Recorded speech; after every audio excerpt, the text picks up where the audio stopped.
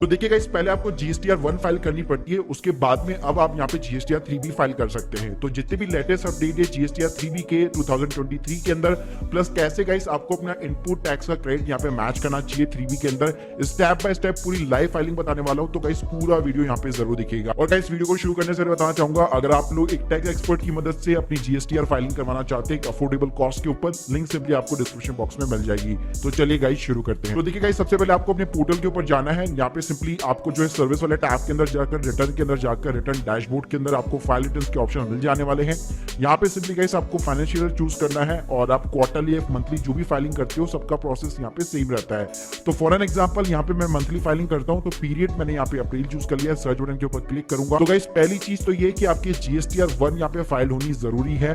Normally जो last date है वो 12 या 13 तारीख के समथिंग यहाँ पे रहती है और उससे पहले आपको जीएसटीआर 1 यहाँ पे फाइल करनी पड़ती है। अगर नहीं भी करते उस टाइम तक, उसके बाद में भी आप कर सकते हैं, लेकिन जो सामने वाली पार्टी है उसको क्रेडिट वगैरह नहीं दिखाई देता है अगर आप 12 या 13 तारीख के बाद में फाइल करते हैं। तो मेक श्योर कीजिए सबसे पहले आपको अपनी जीएसटीआर 1 यहाँ पे कंप्लीट करनी है। अब गाइस बात करते हैं जीएसटीआर 3 बी की। तो गाइस यहाँ पे आपको ड्यू डेट दिख जाती है। अब गाइस यहाँ पे आपको दोनों ऑप्शन दिखेंगे, प्रिपेयर ऑनलाइन, प्रिपेयर ऑफलाइन। हम लोग सिंपली यहाँ पे ऑनलाइन फाइल करने वाले हैं। अब गाइस सबसे पहला ऑप्शन आता है, अगर आपकी कोई भी सेल्स नहीं है, आपने जीएसटीआर 1 भी एकदम निल तरीके से फाइल की है, आपकी कोई भी इनपुट टैक्स क्रेडिट भी नहीं है, कुछ भी नहीं है, तो उस केस में गाइस आप यहाँ पे निल रिटर्न सिंपली तरीके से फाइल कर सकते हैं। और निल रिटर्न फाइल करना बड़ी आसान है। आपको सिंपली इसको यस करना है और नेक्स्ट बटन के ऊपर क्लिक करके सिंपली वेरीफाई करना है और आपकी निल रिटर्न यहाँ पे फाइल हो जाती है। लेकिन गाइस हमारे केस में ये निल रिटर्न नहीं है, तो हम लोगों ने यहाँ पे इसको सिंपली नो कर दिया और नेक्स्ट बटन के ऊपर क्लिक करेंगे तो यहाँ पे आप देख सकते हैं आपको इस टाइप की एक सिस्टम जनरेटेड समरी दिखाई देगी, जिसके अंदर आपको ये बताया जाएगा कि जीएसटीआर 1 का जो डेटा है उससे ऑटोमेटिकली डेटा कुछ पिकअप करके जीएसटीआर 3 बी के अंदर यहाँ पे इनपुट कर दिया गया है। और जो जीएसटीआर 2 भी होती है, जिसके अंदर आपकी आईटीसी क्रेडिट आपको दिखाई देती है, वहां से भी डेटा पिकअप करके आपकी जीएसटीआर 3 बी के अंदर जो है इनपुट कर दिया गया है। अब गाइस उसके अंदर आप कस्टमाइजेशन भी कर सकते हैं, लेकिन उससे पहले आपको चीजें वेरीफाई करनी पड़ती है। अब देखिए गाइस, पहले हम लोग बात करते हैं यहाँ पे डेटा की। तो देखिए यहाँ पे आपको बहुत सारी यहाँ पे 6 टेबल्स अल्टीमेटली यहाँ पे मिलने वाली है।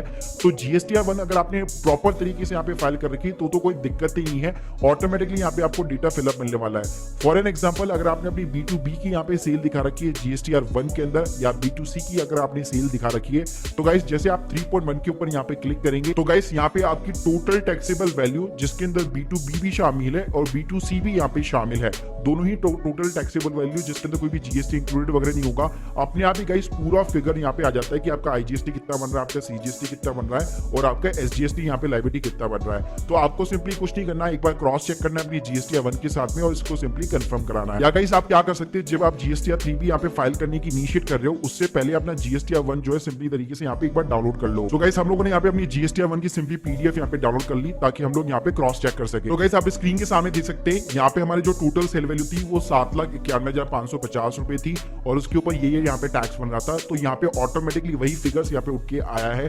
साथ में गाइस सिस्टम ने यहाँ पे एक रिवर्स चार्ज का भी यहाँ पे ऑटोमेटिकली डाल दिया है। तो अगर आपका भी कोई रिवर्स चार्ज है, अगर सामने वाली पार्टी ने एंट्री वगैरह कर रखी है, तो ऑटोमेटिकली आपकी भी यहाँ पे जो है उठ करके आ जाएगा।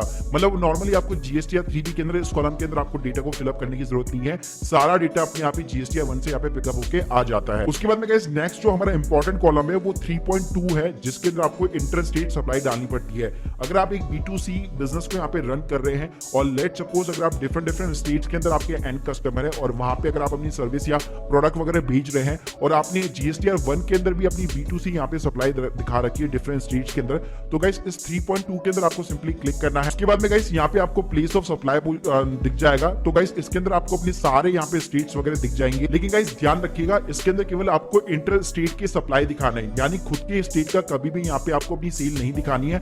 मान लीजिए आपने जीएसटीआर 1 के अंदर जितनी भी स्टेट थे उन सभी की एक सेल दिखाई थी, तो अपनी जीएसटीआर 1 को जब आप डाउनलोड करेंगे तो उसके अंदर आपको स्टेट वाइज यहाँ पे डिटेल्स वगैरह मिल जाएगी। तो उसके अंदर हर स्टेट को यहाँ पे सेलेक्ट करके उसके सामने आपको सिंपली टैक्सेबल वैल्यू और अमाउंट ऑफ आईजीएसटी कितना है वो सिंपली आपको डालना है। सो गाइस अगर मैं अल्टीमेटली बात करूं तो 3.1 के अंदर आप जो टोटल यहाँ पे सेल्स दिखाने वाले हैं उसी का कुछ पार्ट अपने आप ही 3.2 के अंदर आपका आएगा, क्योंकि ये आपकी टोटल सेल्स है और उन सेल्स में से ये वाली जो सेल है वो आपकी इंटर स्टेट सेल हो रखी है जो आपने इस कॉलम के अंदर डाली हुई है। अब गाइस बात करते हैं हमारे सबसे नेक्स्ट इंपॉर्टेंट कॉलम की, जो कि है 4th नंबर का, जो कि है एलिजिबल आईटीसी। तो गाइस जैसे आप यहाँ पे इस कॉलम को ओपन करेंगे तो गाइस आप स्क्रीन के सामने देख सकते हैं ऑटोमेटिकली यहाँ पे आपको डेटा फिलअप मिलने वाला है। अब गाइस ये आईटीसी यहाँ पे अपने आप ही कहां से निकल के आई है, तो उसके लिए हमें जीएसटीआर 2 को ओपन करना पड़ेगा। तो गाइस इसके लिए वापस आपको बैक आना है और यहाँ पे आपको पीरियड चूज करना है। और गाइस आप यहाँ पे जैसे पीरियड चूज करेंगे तो यहाँ पे बेसिकली आपको जो है ऑटो ड्राफ्टेड जीएसटीआर 2 भी यहाँ पे मिल जाएगा। अगर आप क्वार्टरली बेस पे ही फाइल करें तो तीनों क्वार्टर का आपको एक साथ भी देखने को यहाँ पे मिल जाता है।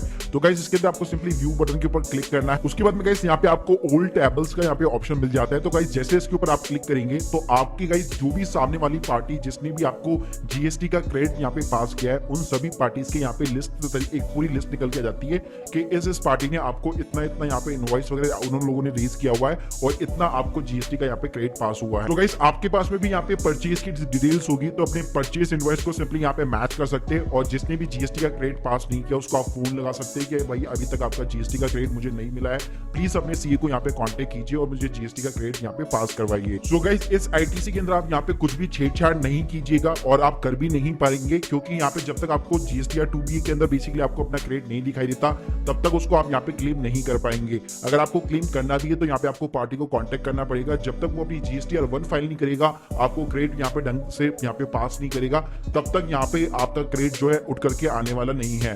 तो गाइस ये मेक श्योर कीजिएगा कि आपकी हर पार्टी जो है मतलब जहां से भी आप माल वगैरह उठा रहे हैं या परचेज कर रहे हैं जिसको भी आप जीएसटी नंबर दे रहे हैं वो मेक श्योर कीजिएगा कि वो लोग भी यहाँ पे सामने जो है टाइम पे यहाँ पे अपनी जीएसटीआर रिटर्न्स वगैरह फाइल करती हो तभी आपको क्रेडिट यहाँ पे ढंग से मिल पाएगा।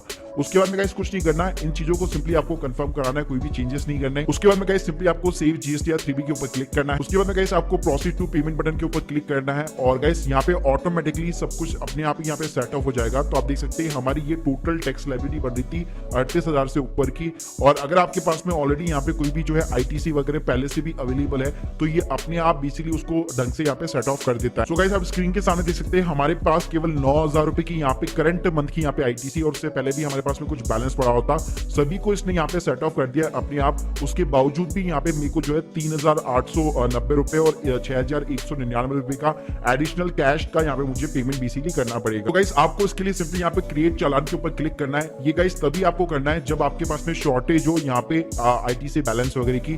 तो आप देख सकते हैं अपने आप यहाँ पे चालान क्रिएट हो चुका है 9,910 रुपए का। अब गाइस सिंपली आपको ई पेमेंट बटन के ऊपर क्लिक करना है, जनरेट चालान के ऊपर क्लिक करना है। तो गाइस नीचे आके आप सिंपली जो है नेट बैंकिंग के माध्यम से जो भी आपका फेवरेट बैंक हो या जहाँ पे भी आप नेट बैंकिंग यूज करते हो उससे आप यहाँ पे पेमेंट कर सकते हैं। तो गाइस आपको मेक पेमेंट के ऊपर क्लिक कीजिएगा। सो गाइस आप देख सकते हैं हमारे यहाँ पे टैक्स का बेसिकली पेमेंट हो चुका है। अब गाइस कुछ नहीं करना, आपको कंटिन्यू बटन के ऊपर क्लिक करना है। तो गाइस यहाँ पे हो चुका है पेड थ्रू द आईटीसी और बाकी का जो अमाउंट था वो हमने यहाँ पे एज ए कैश बैलेंस यहाँ पे जो बेसिकली हमने पे कर दिया है नेट बैंकिंग के थ्रू। तो आप यहाँ पे देख सकते हैं एडिशनल कैश रिक्वायरमेंट कुछ भी नहीं बचा है। अब गाइस कुछ नहीं करना, आपको make payment and post credit ledger के ऊपर क्लिक करना है और इन सभी को सिंपली आपको सेट ऑफ करना है। उसके बाद में गाइस आपको प्रोसीड टू फाइल करना है और जैसे हम लोग नॉर्मली वेरीफाई करवाते हैं एक ईवीसी के थ्रू ओटीपी के थ्रू बेसिकली आपको इसको वेरीफाई कराना है। तो गाइस ये हमारी यहाँ पे सक्सेसफुली जो है जीएसटीआर 3B बेसिकली यहाँ पे फाइल हो चुकी है। तो गाइस काफी ज्यादा आसान है, अगर आपने जीएसटीआर 1 फाइल कर रखी है तो ऑटोमेटिकली उससे डेटा पूरा यहाँ पे फैच हो जाता है। आपको सिंपली केवल उसको रिव्यू करना पड़ता है और कंफर्म करा के अपनी जीएसटीआर 3B को सिंपली आपको फाइल करना पड़ता है। So guys would you like this video? अगर आपको एक टैक्स एक्सपर्ट की मदद चाहिए तो उसकी लिंक भी मैंने आप लोग को डिस्क्रिप्शन बॉक्स में दे रखी है। बाकी अगर आप लोग के कोई भी डाउट है कमेंट बॉक्स में आप मुझे बता सकते हैं।